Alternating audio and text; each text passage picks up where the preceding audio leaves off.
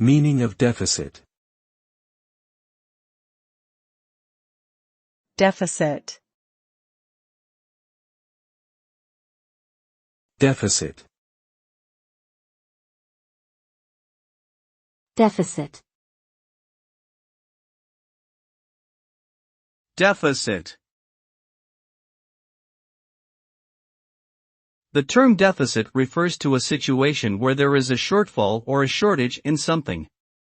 It is commonly used in the context of finance, where it typically refers to a budget deficit, which occurs when expenditures exceed revenues.